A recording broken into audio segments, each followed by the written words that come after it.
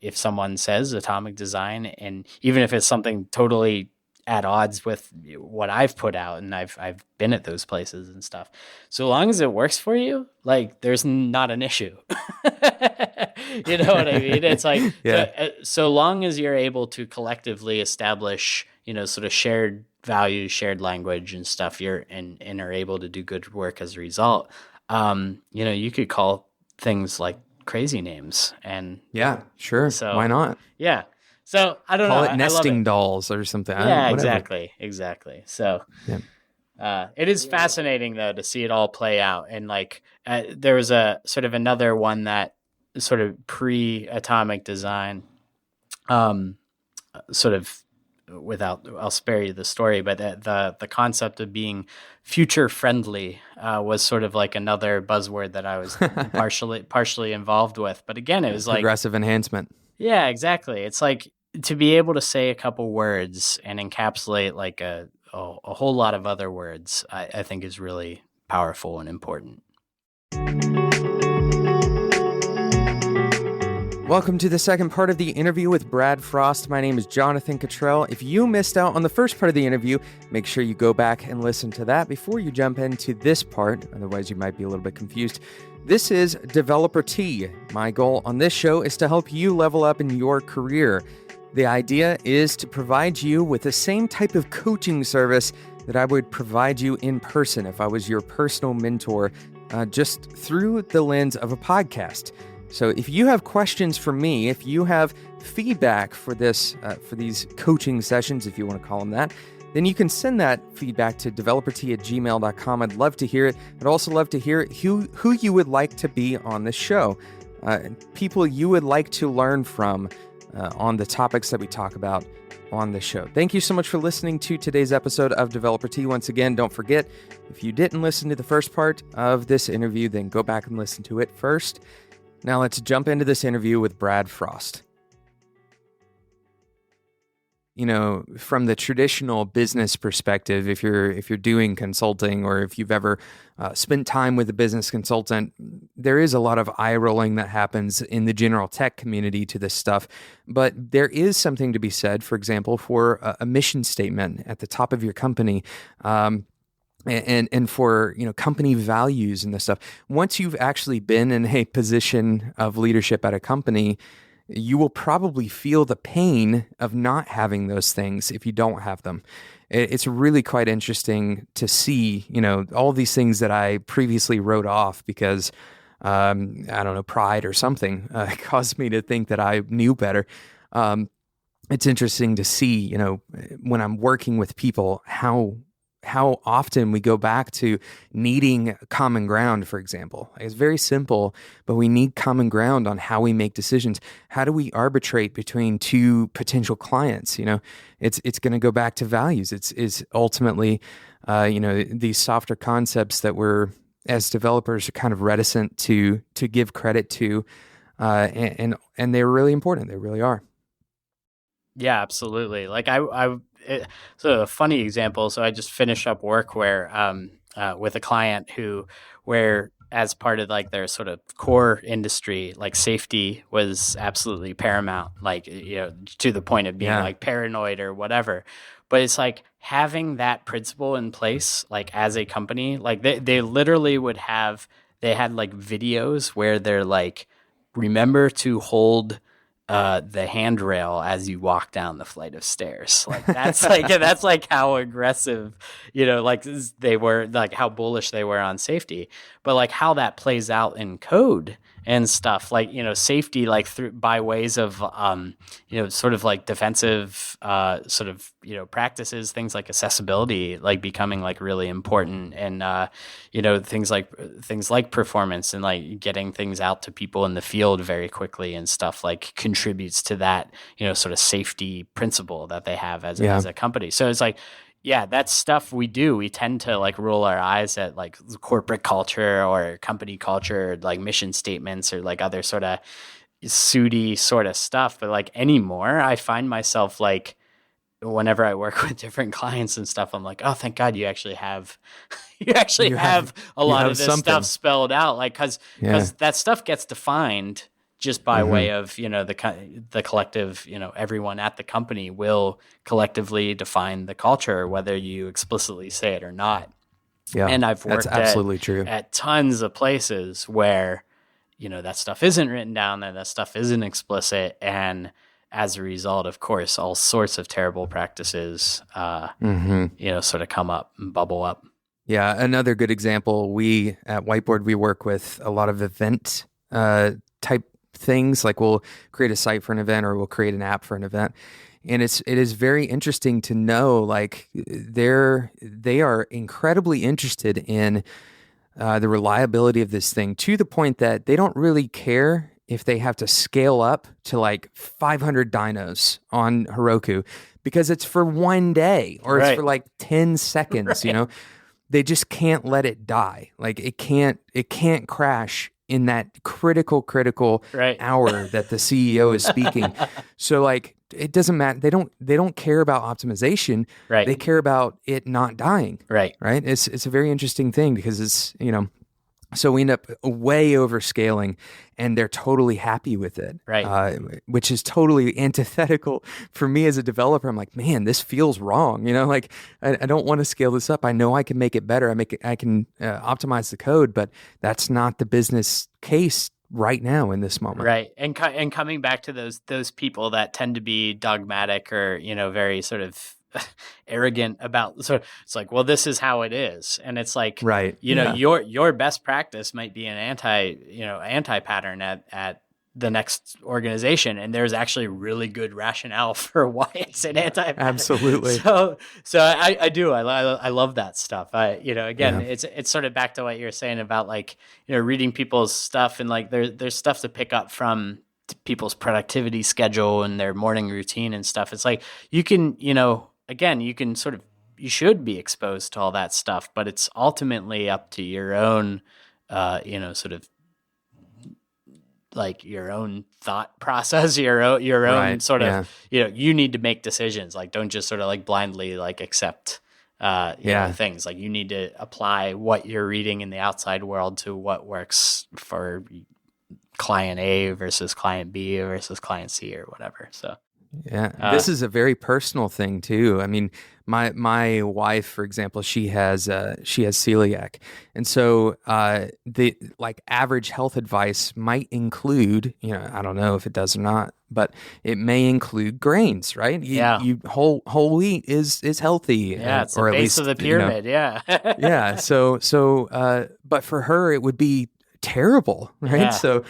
This idea that, hey, we are different. We have different priorities. We have different values. We have different struggles. We have different weaknesses. So absolutely important to understand the realities of that. Yeah, and I do think that there's, all that's to say, it's like there is something to be said. There's a sweet spot. It's not like total relativism. Like it's not, it's not like, well, nobody can be right, so therefore like anything, might as well just quit. Goes. It's like there is something, there's like general trends that it's like, this is typically a good idea. It's like, again, if you have a good reason, whether it's celiac disease or you're designing something for, an event that's going to be live for 1 hour, you're going to have good reasons to override that. But like generally speaking, there's some good things that you'd be wise to listen to or whatever. So yeah, like don't eat a ton of sugar just because you can't have wheat.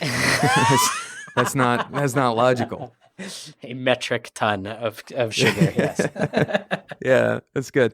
So I'm going to ask probably. I don't want to ask all the questions you've been asked before. There's a lot of content online. You've obviously done a lot of talks, so I don't want to rehash stuff that you've already talked about. And I couldn't find necessarily a place where you talked about this. I'd be really interested to know kind of this. We talked about sweet spots and applicability and all that of certain practices and habits.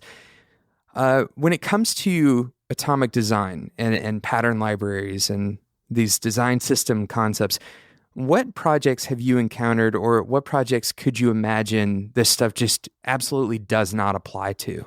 Yeah. So it's an interesting concept just because it does tend to come up I'll get sort of challenges at sort of conference like question and answers and stuff like that or whatever.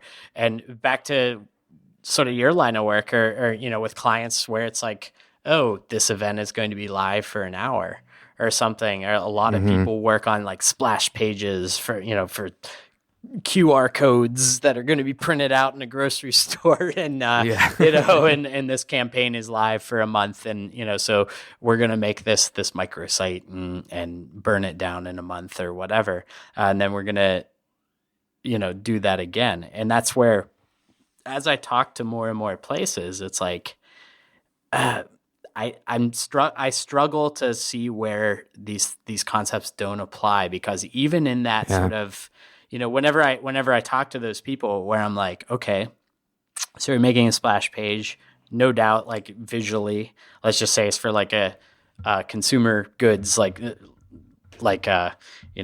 candy bars, like different candy bars, like have totally different branding, have totally different colors, have totally different vibes to them or whatever. And you're making these throwaway websites. Well, you're still going, if you're doing that like more than once, you should be thinking about reusing things so that you're not having to reinvent the wheel from scratch. So, so that every time you need to make a new splash page, it doesn't take you exactly 2 weeks to design and build or something. It's like you should be getting gains every time you have to do that. And it's funny because I've worked with these places that are like, oh, we have a super big challenge for you because like this one is totally, this thing is a square peg and, we can't fit this in a round hole. And it's like, when it comes down to it, it's like, sure, maybe like the marketing site and like all the applications that happen after a login might feel pretty differently or whatever. Mm-hmm. But as it turns out, there's still a lot of the same DNA shared between them and stuff. So I really struggle even for these people that are like, I build email templates and they're like totally bespoke every time, or I build, these sites that are meant to be thrown away or whatever. And it's like, cool. But like, do you do that more than once? Like, right. And if the answer is yes, then you can actually make a lot of use out of these things. So, I do want to. I'm really genuinely struggling to find areas where like it just doesn't make sense. I mean, like obviously, like if you're like a small like mom and pop shop and whatever, it's like maybe you don't need to invest in like this huge like mission statement and design principles and all of that stuff. Like maybe it definitely becomes more attractive the bigger the organization, I think. Sure. Yeah. But at the same time, again, even those small shops and stuff, it's like, you should have a point of view on how things get done at your company. That probably makes sense. Sure. And not enough people, I think, spend the time to sort of define that stuff. So I've been having a lot of fun in that world because it's taking me way outside of my comfort zone, which is like front end code and stuff. And now I'm like helping talk about, like, let's take a look at this branding deck. Or like, let's talk to the person. Statement. Yeah. Let's talk about mission statements and stuff. And I love it because I think that irrespective of the industry or size or whatever, it's like, actually articulating what it is you do and why you care about the things you care about is healthy. Yeah, it is. And really, so I kind of formulated my thoughts on this same topic because I agree with you. There's so many things that it's very unlikely that the actual conception of a style guide is going to be prohibitively costly. I think a lot of people, the problem that they face is that their perspective on what it will take to create a style guide or what it will take to create a pattern library or to actually implement something like Atomic. I think they think that the detail-oriented and like hyper, it's going to be a 4-week process or it's going to be, half a year before we actually get this thing in place. And I think the important message here is like the smallest version of this is better than no version at all. So if you have like a landing page and you really only have 2 or 3 components on that landing page, just do a small style guide for the 2 or 3 components. There's nothing that there's not a minimum size where this starts becoming valuable. It's valuable on step 1. Yeah. Yeah, you're absolutely right. And there's a conversation I had with Chris Coyer a while ago where we were sort of talking about this, and just because there have been like a few really prominent, really super well done examples of material design sort of being the most famous, we'll say, but then also Salesforce's Lightning design system are these like fantastic, really thorough, just like beautiful, comprehensive sort of examples. They are the sort of like high watermark for all of this thinking. And yeah, you're right. Like people will look at that and they're like, I can't do this. Like I don't have, a team of 15 people and I can't hire all these people and dedicate all this time to this kind of thinking.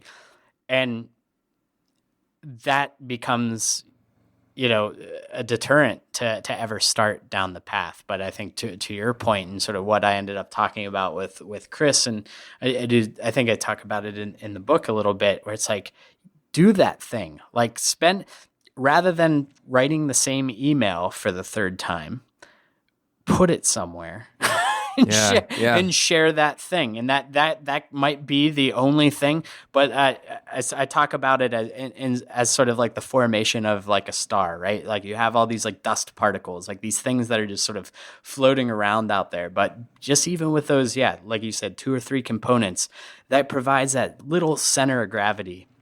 And then, with the 4th and the 5th, like, suddenly the thing starts to get traction and suddenly people start looking to that for answers. And then you can sort of say, oh yeah, let's build this out a little more comprehensively as time goes on. And, by the way, what's our perspective on performance, or what's our perspective on accessibility? Maybe we should add those sort of guidelines in there as well. How do we write Ruby code? How do we write Node code? Like, what does commenting look like? It's like, as time goes on, like this is not something that you have to do all at once. It's really does serve as like a foundation for which you can grow for years and years. It's knowledge base. It really is. It is. It's a way of doing things, right? Right. But but it can start small. And again, like this is, it comes back to like, do you want to write that email for the 3rd time? Like that should be like alarm bells going off in your head. Like anytime you find yourself repeating yourself, the answer, to that, you should be like, oh, that's my trigger or whatever. Like I should put it somewhere. Really put it somewhere. And so that way, like, of course, like, if you leave the company or whatever, the new hire comes, they don't have to come bother you and keep bothering you. It's like, right. It's lots of developers I know would rather spend their time doing work than explaining the same concept for the umpteenth time. And I think, so we're going through some of this at Whiteboard, especially when it comes to code style and, how do we do GitHub? Like, and everybody has a different opinion. Everybody has a different way of doing things.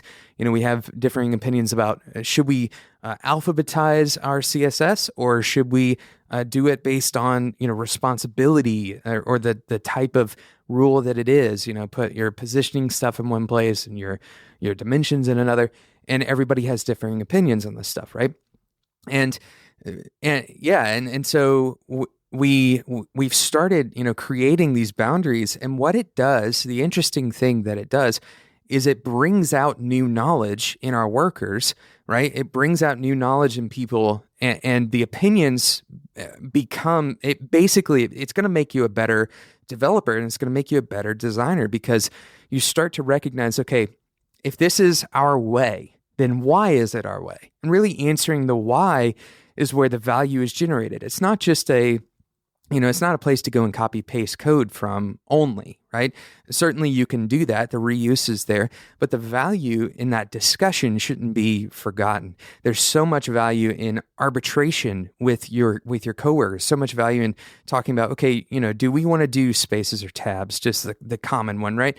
But then it's also, hey, maybe we don't need to keep on changing tools. We found the thing that does that thing, and we don't have to deliberate over what slider we're going to use on the next project. We don't have to deliberate over which gem we're going to use for authentication on the next project. We just go straight to the one we know, and then we move on to more valuable things that we can spend our time on. Yeah, that's extremely well said, and you're totally right. Like I guess I'll sort of build upon that by just saying, rather than each individual developer head down focusing on the mechanics of writing that same CSS code that for the 15th time, or it might be their first time, but each of the other people are doing the exact same thing.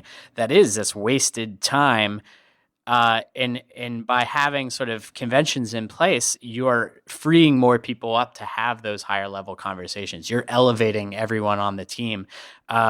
And the same goes in the design world and stuff too. I'm working with a sort of a healthcare client now, and did a bunch of interviews with a bunch of their team members, and every single one of them are so frustrated. They're like, I would rather be figuring out this really tough, thorny problem rather than going, should my border radius be 8 pixels or 6 pixels? Or should it have this gradient, or should it be flat, or whatever? It's like, that solid.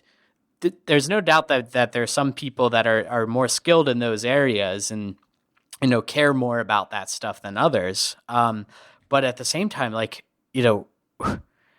we want to be operating at a higher level. We want to be doing, focusing our time on nuance and on, like you're saying, like the whys and stuff like that, and actually caring about that stuff rather than spaces or tabs or BEM or SMAX or whatever. It's pick something, go with it. Don't just blindly copy and paste it, but do have a good understanding of sort of like why these conventions are in place, and that opens the door to having more sort of constructive conversations. And if something is sort of philosophically wrong or something, you'll have more people that are able to sort of, address that in sort of a coherent and smart way. We're going to take a quick break. We'll be right back to the interview with Brad Frost, but I want to talk about today's sponsor, Pusher. Brad and I are talking about solving higher level organizational problems, and we're talking about, learning about your business at a high level. And Pusher helps you solve a problem that you shouldn't be solving every time you start to build a new application.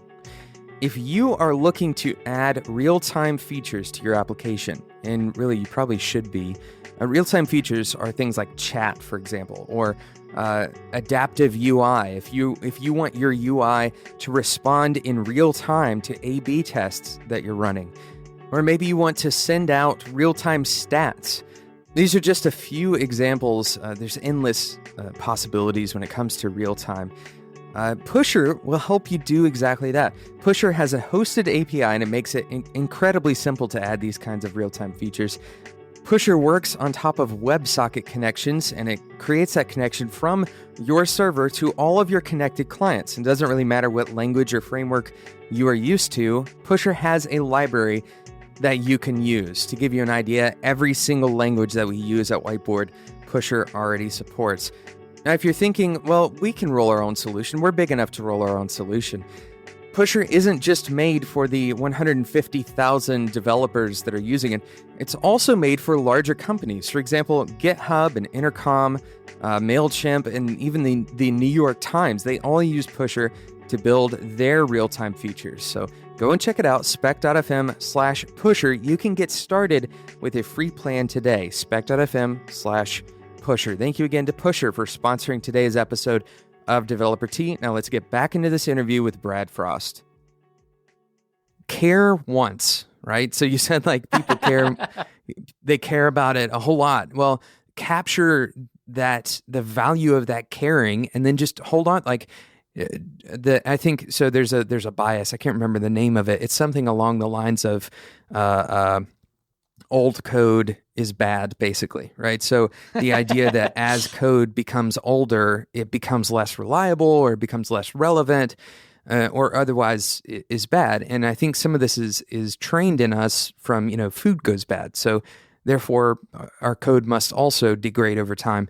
And some of this can be true, certainly in design. For example, if you rely on trends for your design to be relevant, then that trend is going to change. And the average developer kind of bucks against using trends in design as much as possible, partially because of this. But if you find something that works, especially when it comes to development, if you find something that is a solid pattern and you realize that it's well maintained or it's maintainable and people understand it well and all of these things are going right, then capture that and then just do it again. Like it's a short circuit. It's very similar to what we were talking about earlier with the language that we use, the buzzwords that we use. If we find something that is really good at communicating a point, for example, atomic design, it's a great metaphor to communicate a point. There's no reason for you to go and write another book that's about the same thing, but renaming the book, right? It's done. Just care once.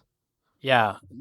I do think that there's a lot to that, and my frustration, especially as a developer, is like one of the most common questions I get asked by people that are starting off in the field, or or studying, or people that have been working in it for the last decade or whatever. Like people are struggling with keeping up with the latest and greatest, and it's just.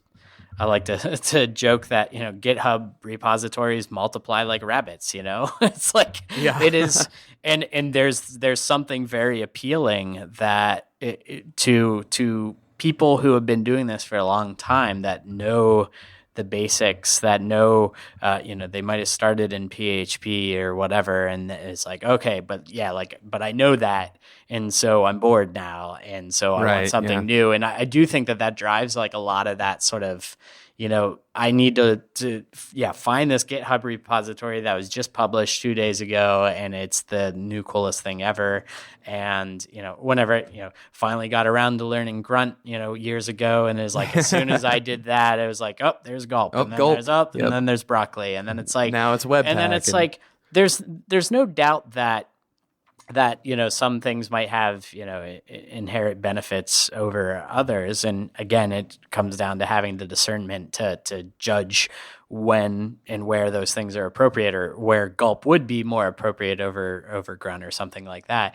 But this sort of fetishism, or like this sort of prejudice against like things that are old, things that actually work really quite well and are solid and are well supported and are not going to blow up in 3 months.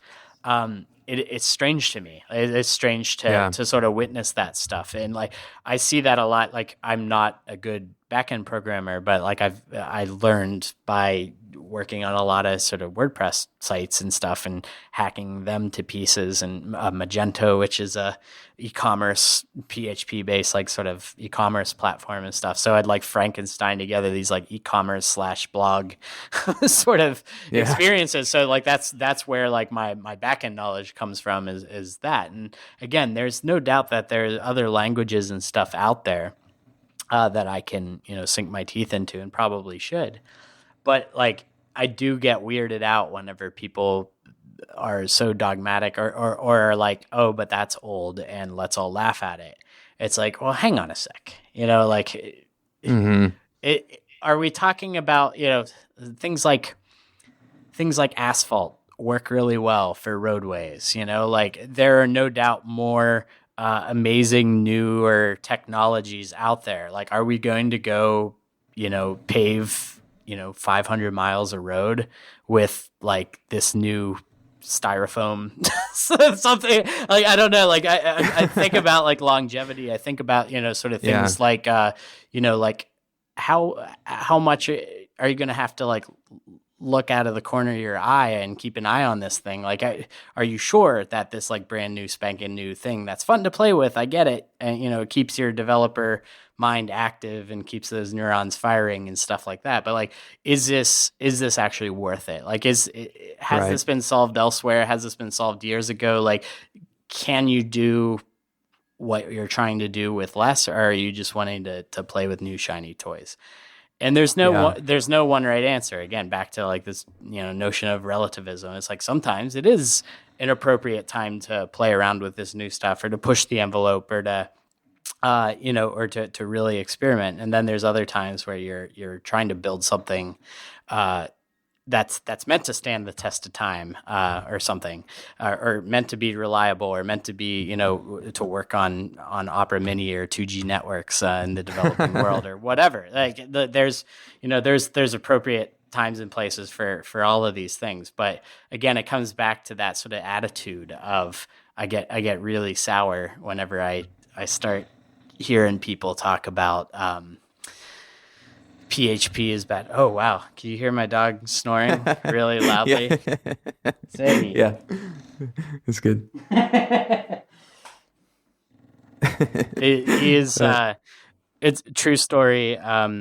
My wife and I will travel quite a bit, and sometimes she can't sleep because we're used to hearing our dog Ziggy snore. And so I made a little white noise app that's just a recording of our dog snoring. And from time to time, she'll be like, "Can you put on the Ziggy white noise app?" And I say, "Sure." That's great. Oh yeah. Yeah, no, where were we? Prejudice against things that work. Yeah. So old things that work, and it's like, for example, a white noise app with your dog snoring sounds. It works great. Why go with the bathroom fan when you can have the white noise dog snore app? That's it.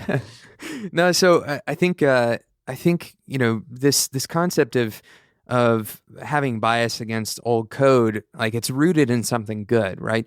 Mm-hmm. And the anxiety of trying to stay up to date is also probably rooted in, when I say it's rooted in something good, I mean it's rooted in fear, most likely, that we're going to become obsolete, or mm-hmm. that something's going to break, or something is going to go horribly wrong if we don't update, if we don't stay on the cutting edge. And, it's fun also. As a developer, we find a lot of joy in tweaking, a lot of us do at least, mm-hmm.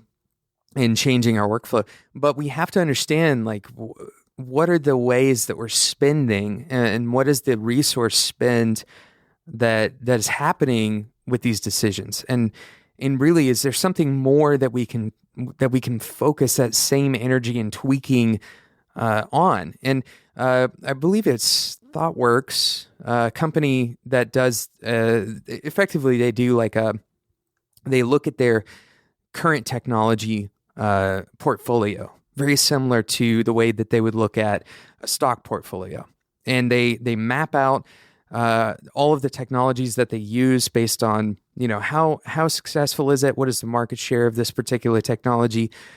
Is it a bet? Is it something that we think is going to have a lot of growth in the upcoming years that could be risky and it could just totally tank? Is it something that we already have a lot of competency in?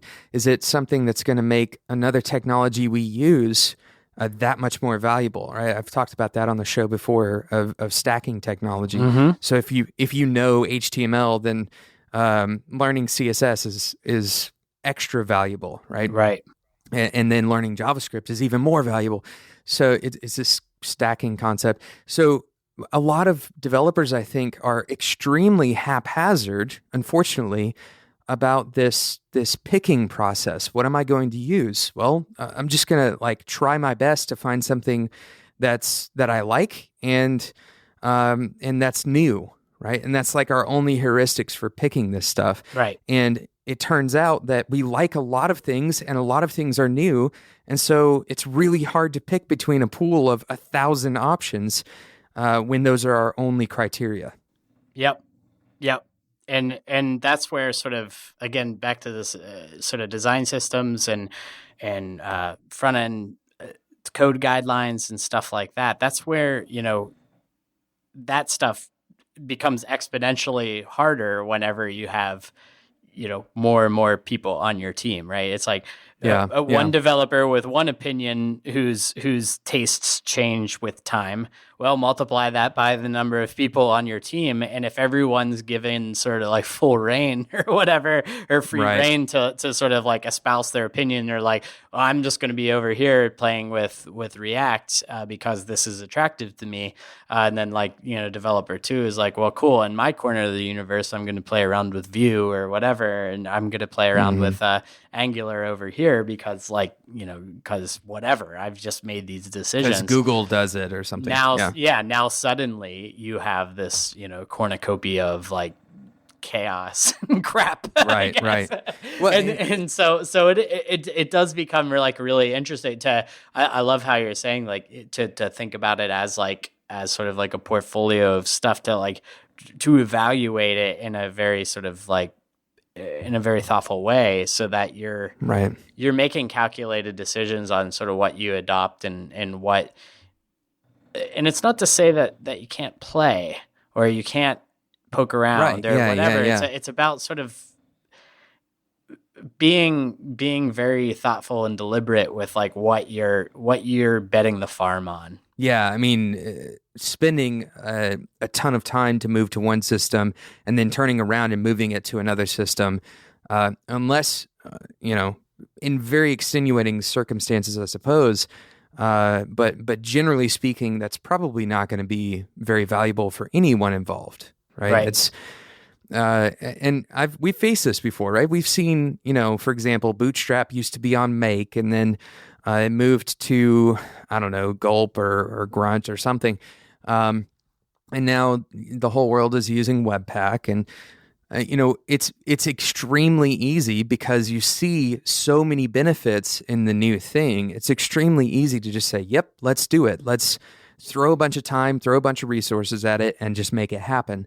But what you forget in that process is, developers on your team, for example, they have to acclimate to that new thing. You forget that, hey, some of the stuff you were using before, there may not be a stable version of that for this new thing yet. Right.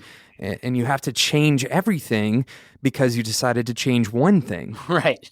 And that is like that, especially in the sort of like node world and stuff where it's like it's like it does have like such a huge ripple effect. One of the other things that I think is really fascinating about this notion of like sort of let's like blindly adopt new stuff, or let's do the next cool thing or whatever. There's this really fascinating sentiment that gets said to me a lot of times whenever I talk about patterns and talk about atomic design and design systems and stuff. And this whole notion of, what we were talking about earlier is like, solving something once and sort of codifying that as like a pattern or a reusable pattern. There's so many people that are so terrified that their jobs are going to be mundane, just sort of like plugging in, like, kicking around the same old code or copying and pasting this thing, or like, why do you even need me on staff anymore? Because like, if we already have patterns and stuff, like I don't have anything to do.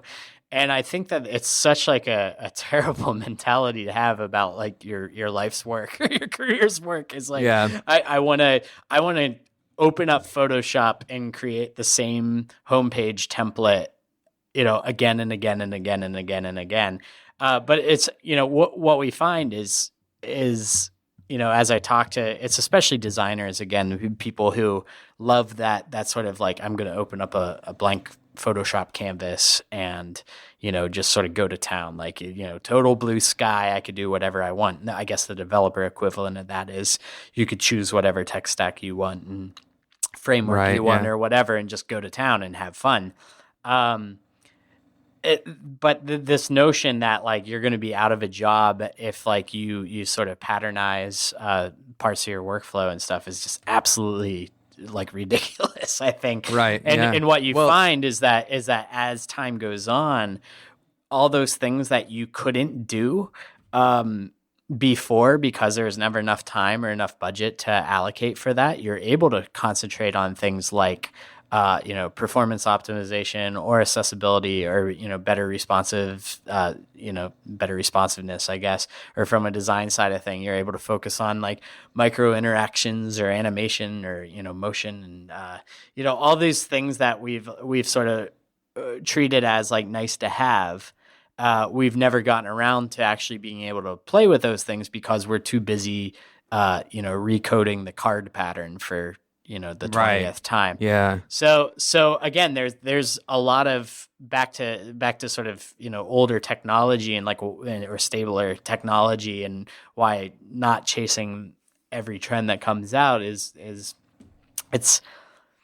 there is this fear again that, we're going to be obsolete. We need to keep moving forward. It's better. It's cool or whatever. But it's like, is it? Like, if you're just burning everything down and rebuilding it in a new technology to get a couple marginal gains, like, would that time be better spent working on, a cool new feature or, refactoring this other thing that's been causing you a headache for years or something like that? So I feel like sort of building on sort of stable technology allows you to explore more things. Than again building the core of your app or whatever again and again and again, using just like different frameworks or different whatevers.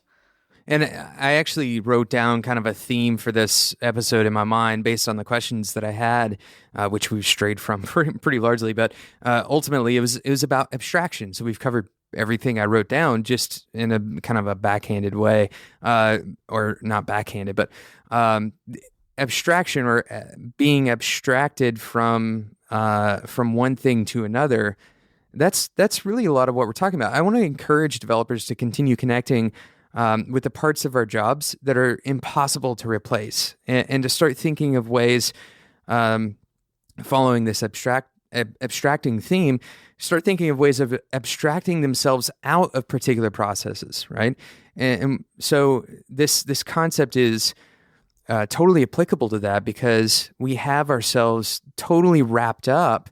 It's like when the Industrial Revolution occurred, and you had people who were, they were afraid that their sewing job was going to be replaced, and so they started protesting against these what effectively was going to replace them, right? It's like a revolution against artificial intelligence today, maybe. The same concept is, okay, we've got this way of freeing up new energy that you can use on something else. And if you view it as an opportunity rather than as a threat, then you start realizing, hey, wait a second, I can work on, innovative design of textiles rather than actually having to sew it. Or, I can actually take some time and think proactively on behalf of the client about new technology that they can implement, rather than, hey, how are we going to do this card design again? Yeah. Awesome. Well, this has gone incredibly well. I've enjoyed this discussion, and I think, a lot of the people who are listening to the show, they're hoping to add value to their careers. And I think this concept of, focusing on the truly valuable, that's what we're really talking about here, right? Focusing on the things that are really valuable and capturing that value and forwarding it, and really taking the investment and maximizing the investment of your time. That's what this is all about.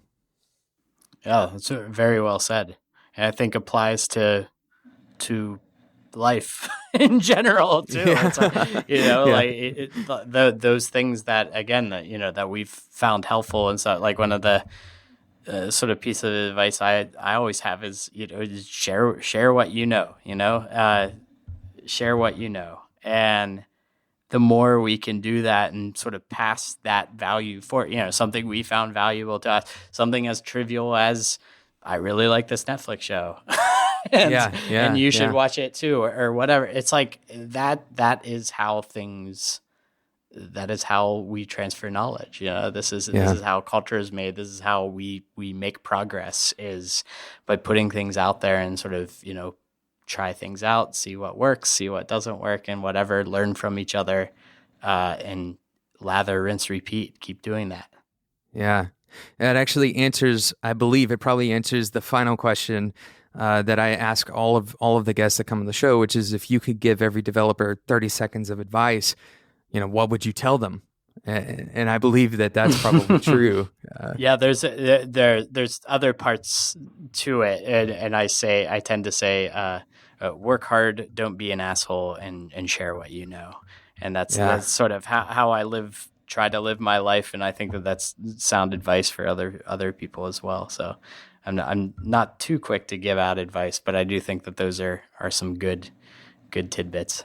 Well, the challenge is humility, and I am challenged by your humility. I appreciate the time so much, and I appreciate you being authentic in your career, for creating so much value for people through things like Atomic Design, your book, and also just the concept of Atomic Design. The book is online, for example. You can go and learn everything that we've been talking about if you're listening to the show and you're interested and you don't want to spend the money to support Brad, which seems crazy, but if you don't feel like spending the money, Brad's sharing his knowledge with you and sharing the experience. So thank you so much for making really this industry a more I hate doing the Silicon Valley thing and saying making the world a better place. Thank you for making the industry more authentic and for challenging people with humility. Thank you very much. Yeah, thanks, Jonathan. This is great chatting with you. Thank you so much for listening to today's episode of Developer Tea. Thank you again, of course, to Brad Frost. Make sure you go and check out all the things that Brad is doing. You can find out most of the stuff at bradfrost.com. And of course, we'll include links in the show notes to relevant things that we've mentioned here. Before we go, I have two pieces of homework for you. The first piece is something you can do today, and the second one is something that you're going to be thinking about for the next month or 2 months or 3 months. So the first piece is to think about one area where your language, at wherever you're working today, if you're working as a developer, where the language that you and your coworkers are using is not totally clear, all right? Not 100% clear.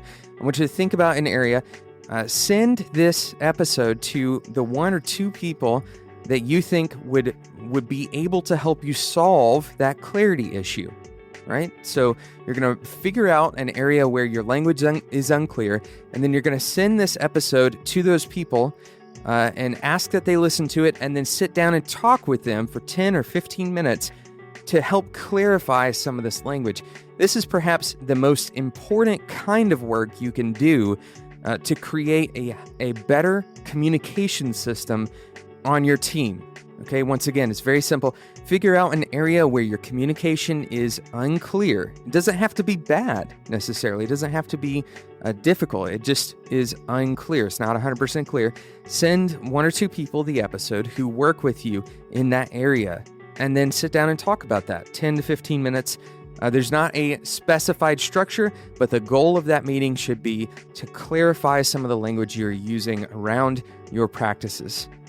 Now, the second thing I want you to do, the second piece of homework, is I want you to be actively aware of buzzwords. It's pretty easy as a developer to almost have an instinctual rejection of those buzzwords, but I want you to be actively aware of them. What that means is whenever you hear a buzzword, whenever you have that feeling of rejection of that buzzword, whenever you want to just write it off, I want you to remind yourself of the conversation that was had in this episode, the conversation about the value of buzzwords, how much weight they can carry, how much meaning they can carry. Instead of rejecting them, I want you to learn to embrace them. This is going to help your communication out massively. Now, this doesn't mean that those buzzwords are going to be absolutely clear, but it does mean that your communication moving forward is going to increase in quality. Thank you so much for listening to today's episode of Developer Tea. Thank you again to Pusher for sponsoring today's episode.